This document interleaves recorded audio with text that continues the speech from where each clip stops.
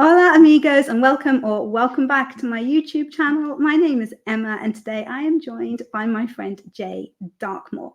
If you haven't been to my channel before, I usually write contemporary romance and Regency romance and occasional children's picture book.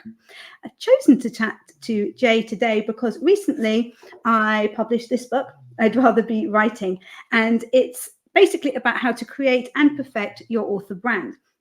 And as part of writing this book, which I wrote and published in 1 month, I spoke to loads and loads of different writers in different genres so that I could get their experience of what they do with their author brands and with their marketing.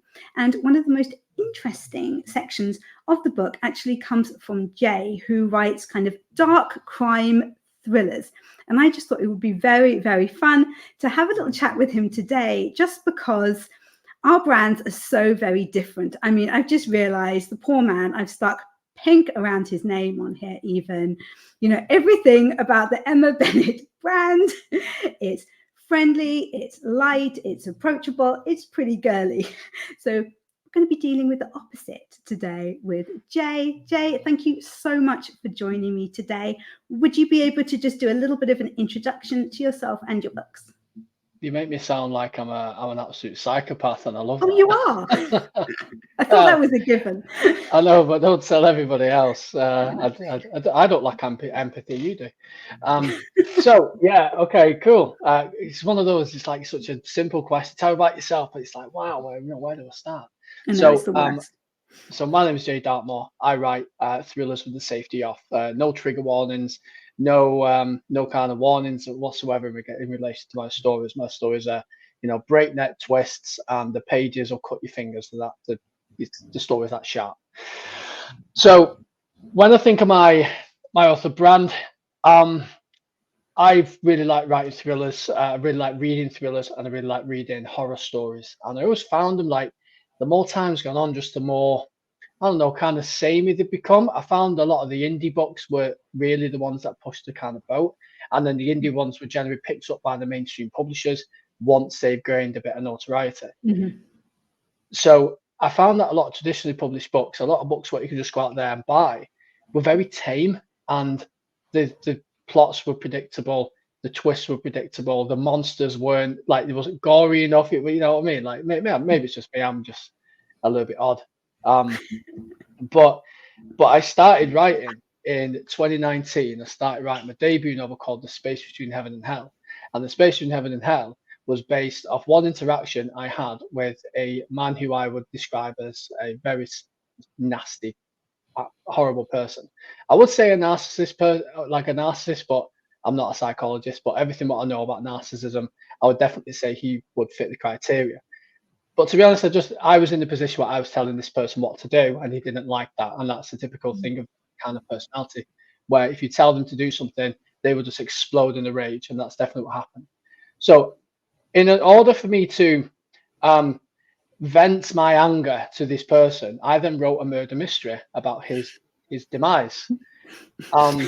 Bear in mind, whoever met him once wrote a murder mystery about his demise, and I got all my friends to come round, and we all did it. It was dead good. And I thought, hang on, I've actually got a story here. So I wrote the story. I put some monsters in it, some like demonic possession, a lot of like love affairs, basically the worst things people can do to each other, the kind of secrets people keep, and then just threw them all into one house, locked all the doors, and waited to see what happened. And the result was, as you can imagine, quite chaotic. Mm-hmm. So I started writing that, and I thought, okay, well, I actually really like doing that. So I just kept writing stories. I wrote a couple of dark fantasy novels, because I initially started as like, okay, I'll write whatever I feel like. But then the more I've gotten into this, the more I thought, okay, I kind of need to stay in one lane here. Yeah. Because yes, I can diversify my audience, but certainly if I'm only just starting out, I want to make a name for myself. I want to be a big player in this space. So people need to know what they're getting when they pick up one of my stories. Yeah. So then what I did was I wrote a few different like short story collections, a few different novels, and then I have a background in crime and investigation.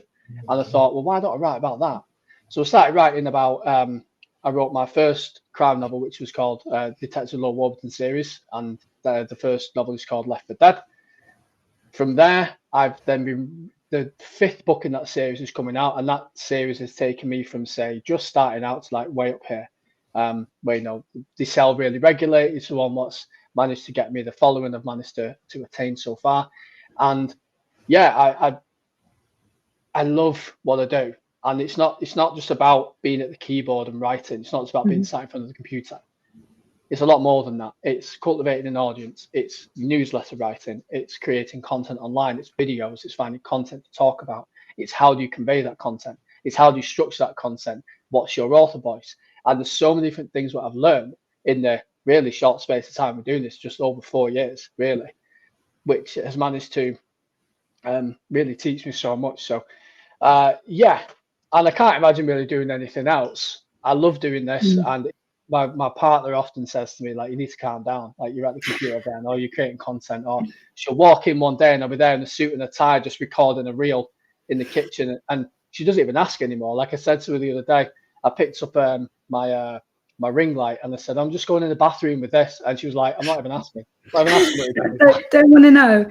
You do what you need to for the views. Yeah, that's it, exactly. So I was like, oh, okay. So it's cool that when you really embrace it and you love it, and you know you're good at it, people just go, you know what, he's found his thing, leave him to it. At least he's not out stealing cars, which is nice. But yeah, so that's me. That's me in a nutshell, really. Outside of work, outside of what I do, very active. Do lots of running. I ran a marathon on Monday. Not a planned event. I just got up and went. I just woke up and thought I'm going to run a marathon. So I ran a marathon. Why not? Yeah. What else are we going to do on a Monday morning? Yeah, exactly. So I ran a marathon. I ran an ultra marathon a few weeks ago. I've been in the gym today, so I'm still kind of in my gym gear. So yeah, very active, and I love reading, love getting involved in. My YouTube algorithm has got all sorts of dark and decrepit and macabre things on there. I think I watched a psychiatrist yesterday talk about what it's like to interview serial killers and all the rest of it. So yeah, that's the kind of thing I enjoy. So it makes sense really when you read my writing where the inspiration comes from. Sure. So I absolutely love how quickly, if you like, your brand has come together from you just starting to write because you had an idea for a story and then trying out different things and it all coming together. So how many books have you actually written in 4 years? 14. How? Okay. That's okay. I'm going to have you back on so that we can discuss that, so you can just help everybody with being able to achieve that level of writing. But the other thing is 14 books. That's amazing. Thank you. But you share so much online as well. It seems every time I open Instagram, there's something new from you, something very original and very entertaining. And I know that I personally struggle to not only to come up with content, but also we were talking just before we started recording about finding the time to do all these things. And some of the stuff that you do, it really does seem like it must take a long time for you to think about it, to get it set up and things like that. It's not just like when I, pick up my phone and, just say to somebody, oh, my author copies have just arrived. Here they are, or something like that, which really doesn't take that much pre-planning. So how on earth do you manage to fit the level of marketing that this amazing brand that you've built up actually requires? So it's just finding, you know what, I'd love to be able to sit here and say that I plan everything in advance, and on Tuesday I'm gonna make this video and I'm gonna make this video. A lot of the times I'll just have half an hour and I go, maybe this is a cool idea. Like it'd just be a little thing in my head, and I'll go, oh, I'll write a few notes down. I'll go, right, okay, let's go. So then I'll go and I'll get the camera and I'll get the tripod and I'll get it all. I'll record it. And you see, I think it's like, so say if I film like a 2-minute video, I'll release it for the full 2-minute video, but then I might also stagger clips, just maybe like in a few weeks' time, just take a little clip. So it's finding what you already have and then seeing how far you can stretch that, and you post it on different platforms as well. Yeah. But the ideas come from a multitude of places. So I will do, I call them like content buckets in my head. So what I have is in fact, I think I've got them written down here. So I have them here. So content buckets. So book quotes and graphics. I have psychological conditions. I have crimes, reviewing reviews, funny videos, reading life and writing life, and then updates. So Yeah. I know that as long as I stick to those, then I've always got some kind of content ideas out there. And plus, I might see something online. I might see a graphic someone shared, or I might, read something, or I might see a video, and I think that seems pretty cool. How can I do the same thing? Put my own spin on it and make it, make it in my own voice. Obviously not copying, but that's given me a spark of an idea. Yeah. Let's explore that idea. And I think I've possibly got some kind of undiagnosed ADHD or something, because I can't really stick to one thing for very long. I can't relax. I find it really hard to relax. So I can work. So for example, on Monday, when I ran the marathon, I got home at like 2 in the afternoon. I had a bath. I did a bit of relaxation, and I went, I've not written anything today. I've done nothing all day. I haven't written anything. I haven't posted online. So I was there on my phone, like, yeah, I was there on my phone, like making like, okay, well, what can I do? I was getting some reels up, I was getting some content and stuff. So I think part of it's my personality there. If I'm awake, I'm working. If I'm up, I'm doing something. So, and another thing, like people say, how do you find the time to do it? And that's I can understand why people think that, but everybody's got the same amount of time in the day. So it's like, okay, well, what are you spending your time on?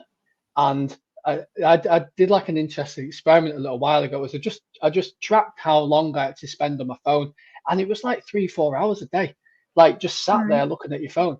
So if you and like how much time do I spend watching television, or how much time do I spend doing this or doing that? And it's like you can find the time, but then of course it's what do you do with that time, and it's being the most efficient as possible. So short answer, I've got a very erratic brain. And if I find something, I'll jump into it. But I think definitely just having like the content marketing, the content ideas already there, already gives you some kind of structure on what to do. And if you see something or you see something cool, make a note of it. Like I've got a note section on my phone. So if I am struggling a little bit for ideas, I'll dive into that and go, okay, yeah, I wrote that down.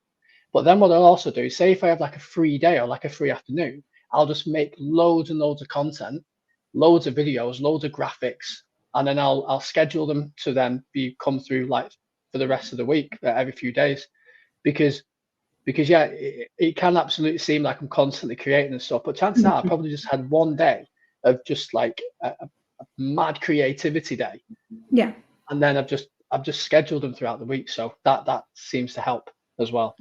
I don't know if that answered your question. I went off a bit of a tangent there, so I do apologize. No, it definitely does. And yeah, absolutely, with kind of sticking to certain topics so that you know what you're going to talk about. I know that my audience really likes when I show my dogs, for example. So if I'm out with my dogs, or if they're looking particularly cute, I will always try to, snap a picture or something of them so that I can share it.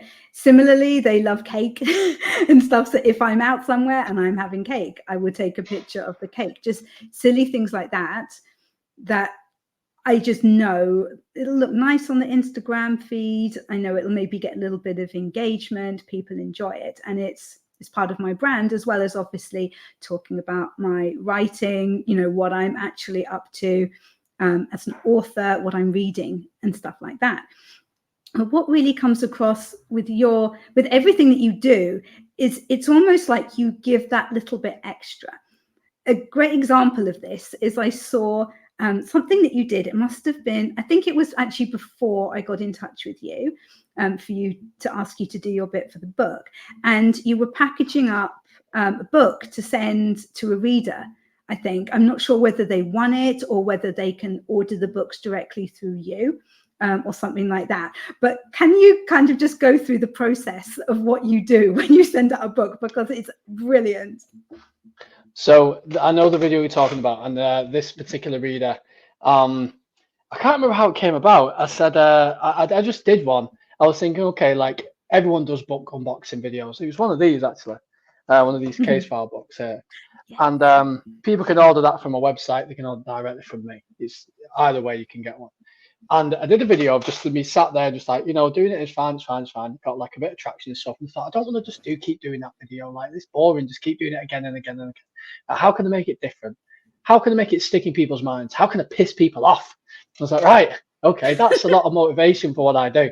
I'm like, right, okay, how can I diversify people a little bit?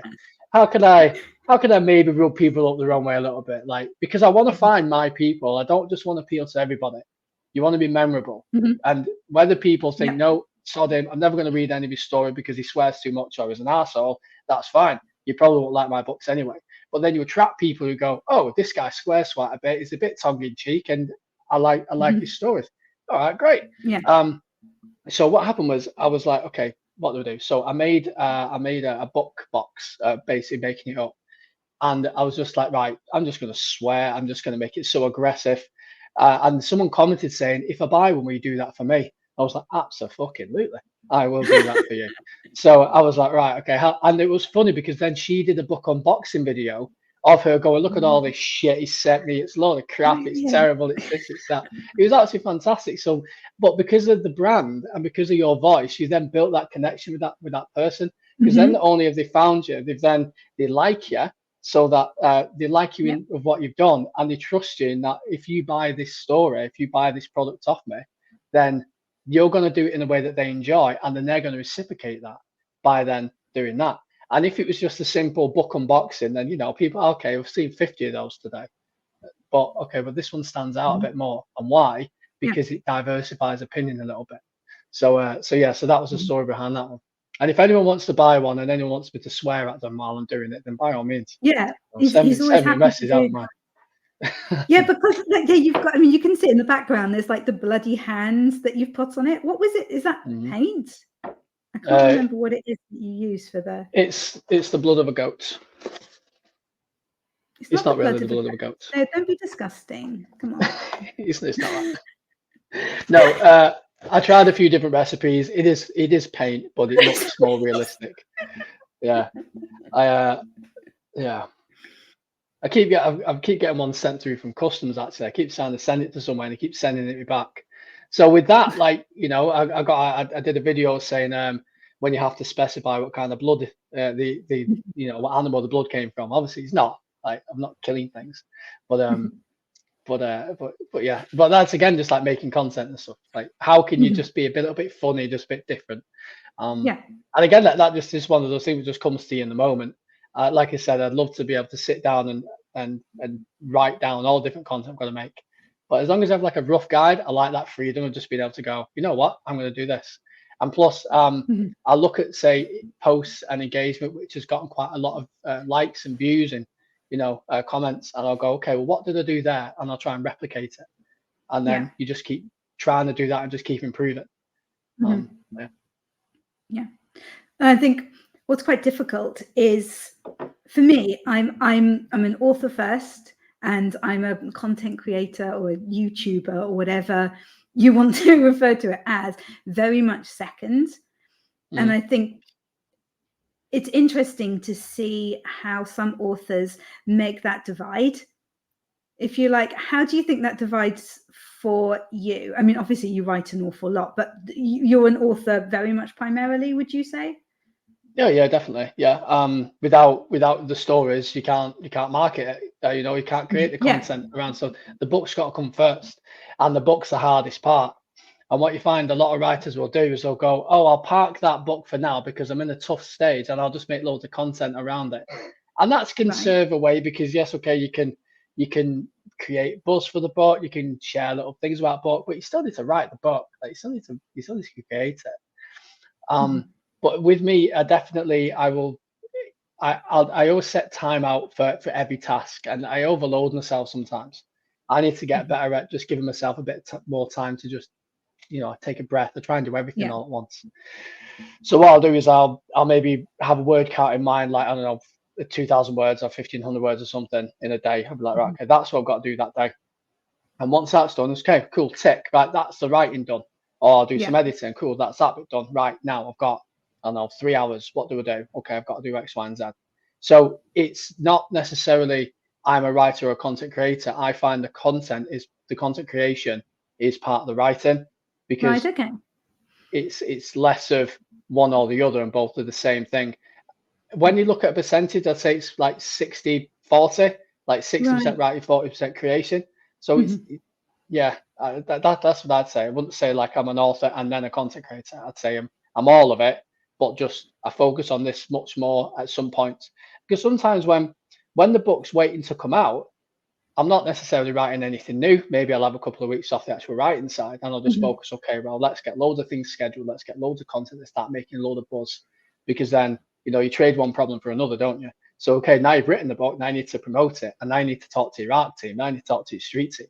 Now you need to create the graphics. Now you need to put promotions in. Now you need to do this. So you trade one bit for another, and yeah, it's an all-encompassing, never-ending cycle of doing stuff. Are you at all like me? Like, I'm a complete introvert, and it sounds really weird because I do have a YouTube channel and I produce videos all the time, but there are quite a lot of times when I cannot stand to pick a camera up and film myself. I just absolutely do not want to do it. I have to be in the mood for it, and particularly after for NaNoWriMo last year, I was just filming like a reel, whatever, every day at the end of the day to kind of say how it had gone, what my word count was. And by the end of November, honestly, I could have just hurled my phone across the room. I was absolutely so sick to death of talking to myself in that thing. I did not want to be filmed. The first day of December, I just looked like a troll and hid my phone away. I just had no interest. Do you ever feel like that, or are you always happy to be on camera and to produce some more content? It's a funny question, I think, because yes, I am happy to produce content, and I don't know whether I'm an introvert or an extrovert. Like, I love going out and seeing people, but pretty much when I get there, I'm like, okay, I kind of want to leave now. So, but yeah, I want to be there. It's like a weird self glutton for punishment, because I want to go out, I want to see people, I want to do things, but then I'm like, okay, but I also just want to sit at home and read a book or just get lost in my own world. So I don't know which one I am. I love spending time. I love having some time to myself, but if I spend too much time by myself, then I get like, I want to go out. I want to go out and see people. Right. I'll just get out of the house and spend time on my own. So introvert, extrovert, I'm not sure. I'm probably some weird hybrid. God knows that. Anyway, but when we look at content creation, I do certainly have days where I'm just like, I do not want to look at the camera, can't be bothered. But then other days where I'm like, no, come on, let's go, let's film, let's do this. Definitely more of the latter days. I'm more often comfortable being on camera. I'm more often happy to sit and do things and talk and create reels and content and all the rest of it. I really enjoy doing it. And I know if I've made a good reel or piece of content, if when I'm watching it back, I still find it funny. I still laugh at the punchline, or I still find it interesting. So that's when I know it's going all right. And of course, then that spurs you on, and then you post it and you get good traction. So you think, oh yeah, great, I'm good at this. But when you post like 3 or 4 things, it's not really getting much traction. You're like, oh, for God's sake, like I'm wasting my life here.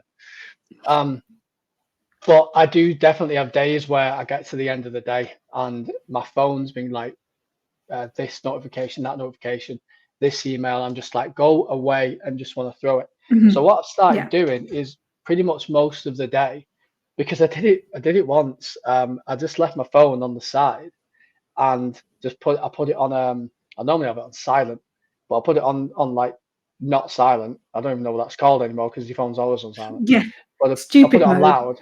Yeah, it's just like distraction mode. So I put it on loud and just left it on the side, and it was literally like every 30 seconds to a minute, like a ping, a notification. And I got about an hour in, I was like, I'm going to throw my phone out the fucking window with it.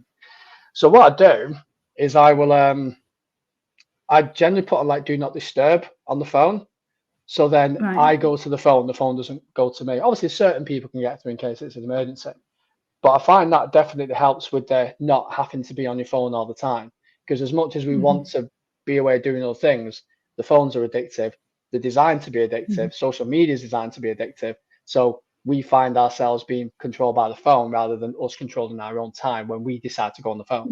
So if we silence notifications, if we silence the sounds, and we put it on do not disturb mode, it's just much mentally, it's just a much nicer like break.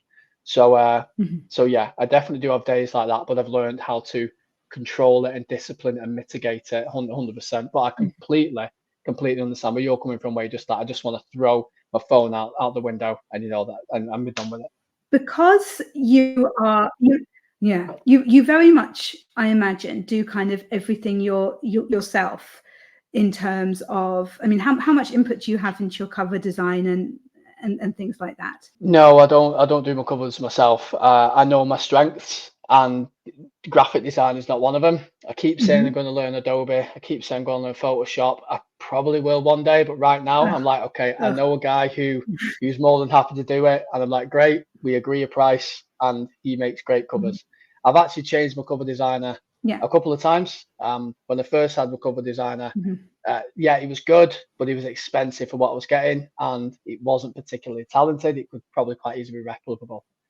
So then I got another cover designer who again was very good. I knew them, and you know I still go to them for some books.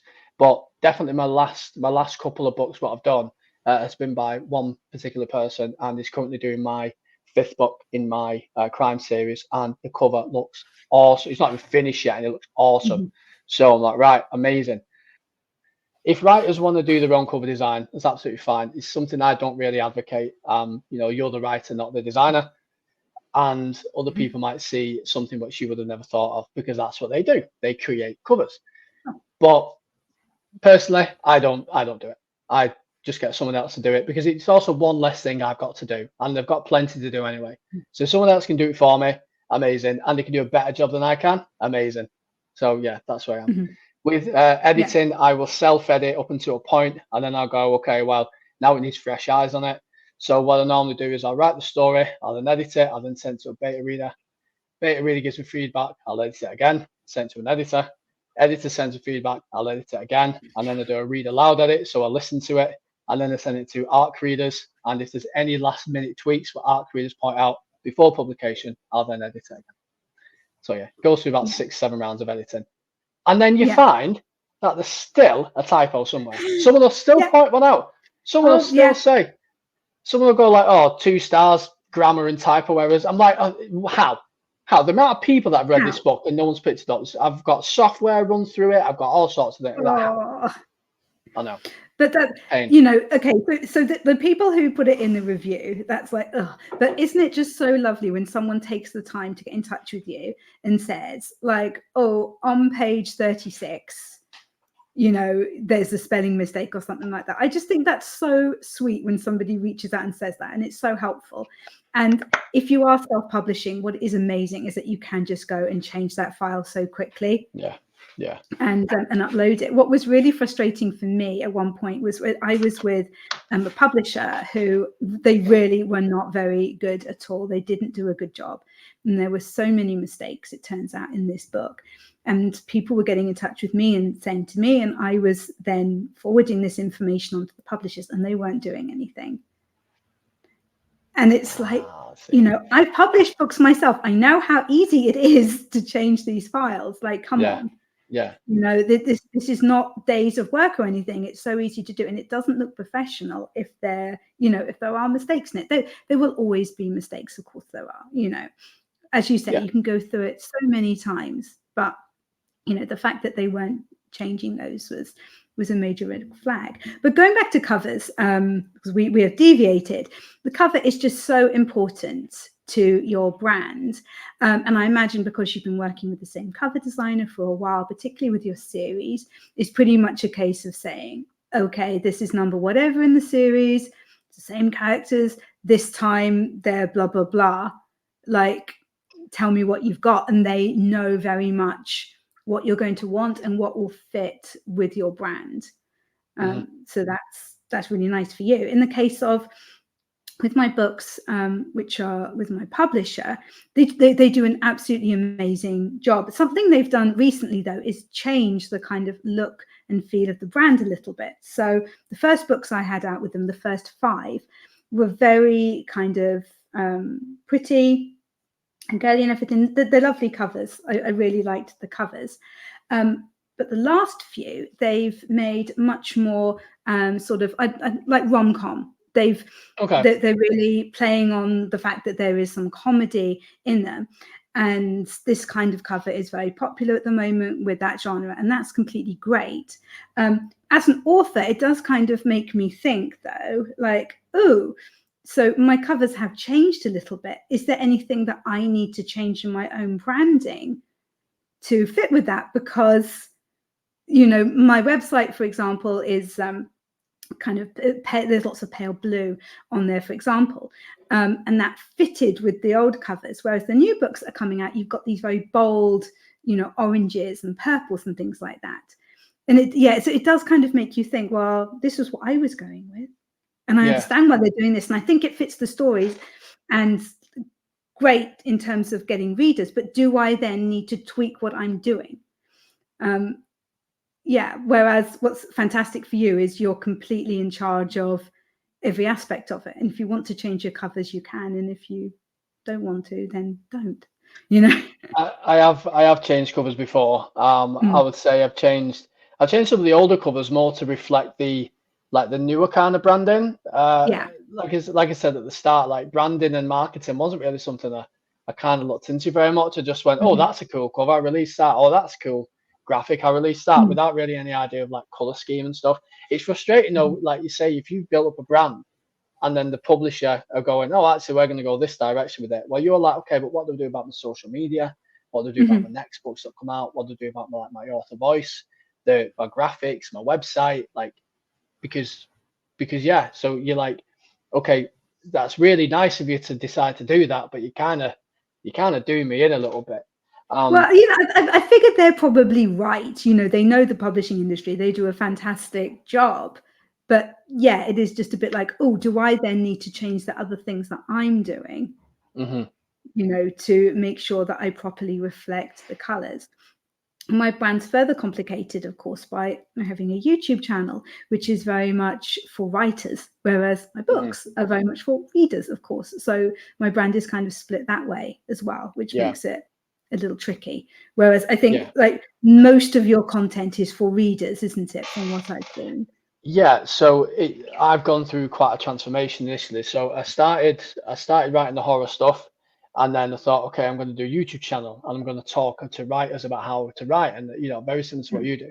But then I thought, well, writers aren't going to buy my stories unless I write like a how-to book. They're generally not going to buy my work. So I'm kind of appealing to the wrong market and appealing to the wrong demographic. So then what I started doing was I started creating, certainly wrote the crime stuff. I did a lot of videos on narcissism, on domestic violence, on, personality disorders, borderline personality disorder. And I also did a lot of point of view videos. And the point of view video was me pretending to be one of the characters from my crime novel who was a psychopath. And I would sit there and I would just basically tell all these horrible things what I was doing to this person. And the comments were crazy. People were going insane. What have I stumbled onto? Who the hell is this guy? Oh my God. And at the end of it, I go, if you like that story, if you like that, check out this book. And I was like, hey, it's amazing. So yeah, again, got a lot of crap for that. In fact, I think my biggest video I've ever done was a TikTok, and it got 250,000 views, something like that. And that was basically the first line is, the best part about amusing my girlfriend is I can make her think she's going crazy. So people are going, what the hell is this video? So people watch it, and it's about a minute long, and it's just me talking about this awful stuff that I'm doing to this girl I'm seeing. And then at the end of the video, I go, if you like that character, check out this book, which is my crime novel.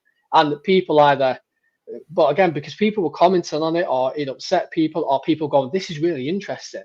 Because I made people feel something, the video went huge. And I found when I do point of view videos, they tend to do quite well. I just get a lot of shit for them off certain people. But then they attract other people because of the topics, Yeah. Because of those topics. I mean, I know I've seen YA writers, YA romance in particular. I've seen some of those writers do similar things on Instagram and TikTok, where they'll be like, oh, I've fallen in love with the boy next door, but he just doesn't notice me, but now I'm helping him with his maths homework and blah blah blah blah blah, pretending to be that character. But obviously that's not going to get the same kind of reaction that what you are doing gets, which from a marketing point of view, I mean, yours is genius. Like you say, you're going to be weeding out the people that aren't interested in your books, and you're really finding your core audience, which is what we all need to do. Just on that, I remember I've read a few marketing books, and one of them says, one part of one says you have to piss people off, and the reason why you have to do that is because if everyone just likes you, then that's not profitable. You have to find the people, weed out the people that don't like you, and then attract the people that do like you. You can't please everybody. And I think a lot of things with writers or any kind of brand really when you're first starting out is people are scared of kind of having a voice and sticking to something. So for example, I'm quite like trigger warnings, not for me, not in my books. I never have them in. Some people really don't like that. There was actually one lady on TikTok who won a competition and she won 5 books of mine. And then the next day I posted a video saying, I don't do trigger warnings. And she messaged me saying, I'm unfriending you, I'm unfollowing you, I'm throwing your books in the bin, thanks for nothing. And I'm like, all right, fuck off then. Okay. You know what I mean? All right. So, but I know that she probably wouldn't have even enjoyed the books. So I'd probably say myself a lot of bad reviews there. Yeah. So it's finding your audience. And I remember reading another book and it said you need to find your 1,000 true fans. Yeah, it's a common number in marketing. It's like find your 1,000 true fans, and you're not going to find. You might find people that like you, you might find people that think you're okay, but not necessarily people that are going to remember you or going to recommend you. Because it takes a lot for someone just to buy one of your books. Because even though it could be a few pounds, like a small purchase, it's still an investment on their part because then you have to read it. And I've definitely found when you say you put your book for free and someone downloads it, a lot of the time they don't read it. So everyone goes on that book club. Book club deals are amazing. Yeah, okay, they're great because you go straight to the top of the bestseller list if you get one and you do well on it, which mine did. And you get like 50, 60,000 downloads. But a lot of people, because it's free, won't read it. Yeah. They've just got, oh, that's a new book. Yeah, they just don't bother. Yeah, it just goes on their Kindle in the library and they never bother to read it. And that's so you it. don't And get the reviews, you don't get recommendations, nothing like that. Yeah. And it's like if I go to like a charity shop or something and I buy a book for like £1, chances are I'm never going to read it. I'll initially want to read it. I'll say, well, that was cool. But then I buy a book for £12 from Waterstones and you damn well sure I read that. Oh, yeah. That's £12. Because it's a bigger investment, isn't it? And then the ones who are, okay, well, I bought this for £12, chances are I'm going to like it. And then I'll go to buy the next one. And it's okay, well, and a lot of the time it's a book I've already heard of. It's I've seen it recommended. So it's finding that audience, it's finding those people that whatever you put out, people will purchase it, people will read it. If you release a course or you release like a book box or you release something like that, people will buy them, people will love them. And you can't get to that point by trying to please everybody because indifference is the least profitable outcome.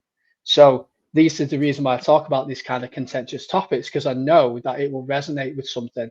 And you don't have to like upset people, but you need to make people feel something, whether that's funny, whether like my girlfriend, she loves watching videos on it's a lady cooking. She just makes food, but she's really aggressive when she does it. And she's like, today I'm going to put in some effing garlic and I'm going to slice this and as much as I want. And it's just cooking videos, but she sells cookbooks. And my girlfriend's like, I'm going to buy one of her cookbooks because the book will be written exactly the same way. Yeah. And because some people will look at that and go, oh, that's obnoxious. I don't want to listen to that. But then you get other people who go, that's really funny.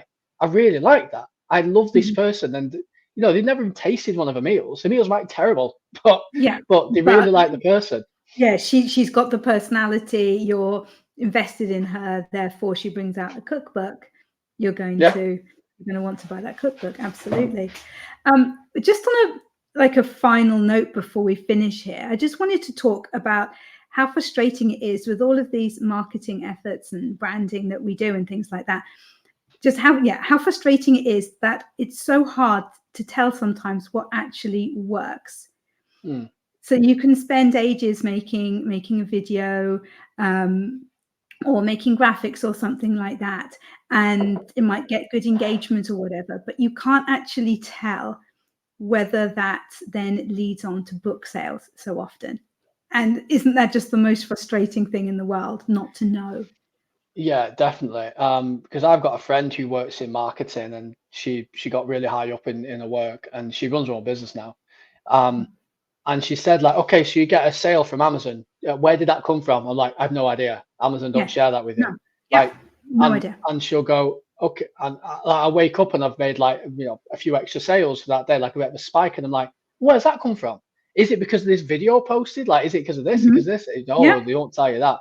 So yeah, it is frustrating. So if Jeff Bezos, if you happen to be watching, let us know where that comes from. It helps us out so much if It you know would where the we'd traffic's just coming from. really like to know, did they It follow from definitely helps. Instagram? Did they follow from YouTube? Is it Yeah, completely organic? We just want to know, you know? exactly. We're not asking for Yeah, much. Just give us all that personal information. It'd be absolutely great. yeah, that'd be great. I mean, um, you've got all of our personal information. I yeah, don't think it's absolutely. too much to ask for something It's back. only fair. But yeah, I think definitely with us when you're looking at social media, there's a direct correlation between attention and downloads. So when I first Mhm, first launched my book boxes, you know, the video got like 45,000 views. What I mhm, did on that one, and I sold quite a lot. Other times I've released the odd video here and there. I've sold a couple, but not as much. So there's a direct correlation between the amount of attention mhm. something gets compared to the the actual marketing value, the monetary value. But that Yes. can also be frustrating because you can create a video and you spend loads of time on it, like a couple of hours making it, you upload it Mhm. and it just dies, falls flat. But then you can very simply do like a quick 30-second video and it goes massive. And Yeah. you're like, well, how does that work? And there's Yeah. courses and there's all sorts of things you can look into. But I think the best bit of advice is look at what's currently working for you. Look at what topics you talk Mhm. about. Look at what okay, so you've got a topic, and this post has gotten 4 times the amount of likes and engagement than the rest of them have. Okay, well, what was that one about? Mhm. And then replicate it. Okay, that one didn't do so well. So now let's try. And it's just about testing and trying it out and looking at the data and looking at what works. Um, it's definitely a skill, and if you can be creative and you can be a bit innovative and you can try and make people feel something. Because another thing I always say is people don't necessarily buy the book or the brand is they buy the brand, they buy the person. So Mhm. if I Yeah. was to suddenly start putting trigger warnings in a book, if I was to start writing rom-coms, or if some big scandal came out about me, my Mhm. books stay the same. People would still enjoy the stories, they know what they're getting, but I betrayed that trust to the reader. Right. So it's like if Stephen King brought out a romance novel, it would probably be quite good, but his Yeah. readers wouldn't necessarily buy it because that's a betrayal to the brand. So Yeah. one thing I would have to say is with marketing, there's like two folds. There's like the long game and the immediate game. And the immediate game is okay, let's make this video, let's see what works, let's post about this Mhm. sort of stuff. That's like the immediate gratification. It's gone massive, it's got a few 100,000 views, amazing, cool. But the longer game is being consistent in when you post, what kind of content you create, what your author voice is, what your Mhm. color schemes are, what your book covers look like, how you engage with your fans, how you engage with your readers, and what kind of content you're putting out there. So there's definitely a twofold with that. And I think a lot of people focus too much on the immediacy of I want it now, rather than thinking, okay, but I want to build that author, I want to build my writing platform, my author platform Mhm. over the next 10 years, 20 Yeah. years. And how do I do that? So it's definitely a thing just when it comes to experience and it comes to just just being you. Like people show people yourself. I've got my girlfriend's a personal trainer, and I'm like, don't just post about videos in the gym because there's a million of those. It's Mhm. not memorable. Post videos like you are incredibly anal about putting the weights away. You come back with funny stories. You come back Mhm. with, you do silly dancing with it. Post about that. That's what people want to Yeah. see. And since you Mhm. started doing that, her platform's gotten a lot bigger because people Mhm. want to buy you. They don't just want to buy. Yes. They don't just want to buy what you're offering. They want to buy you. Um, Exactly. well, yeah. I can go off on tangents, can't I? No, I think we've covered some really, really helpful stuff. Obviously, there's even more helpful stuff in I'd Rather Be Writing. If people haven't got a copy of it yet, where have you been? Thank you so much for joining me for a chat, Absolutely. Jay. It has been really, really good fun. If everyone's enjoyed this video, please remember to boop the like button and subscribe if you're not already, because we have a lot of fun over here. Of course, you're going to want to check out more about Jay, his Instagram and his books and things. I will make sure that all the links to everything to do with him are down in the description below, and I will catch you very soon with another video. Bye for now. Um, Mhm, if you want to see me on here again, um, mhm. I want the current amount wherever it is. It'd be over Right. here somewhere. Over here Uh-huh. somewhere. If you want me on here again, I want that to be at least doubled. as a result of this video. So if you want to see me on here again and hear me talking more crazy stuff, then do us a favor, help out this wonderful creator. I think that that's completely fair, and I believe that you're willing to come and teach us how we can write 14 books in 4 years and still have time to make all the videos and share all the things that we need to market them as well. Well, you know what to do, audience. You want to see me again, Awesome. then you've got to make it worth a while. That's a very good deal.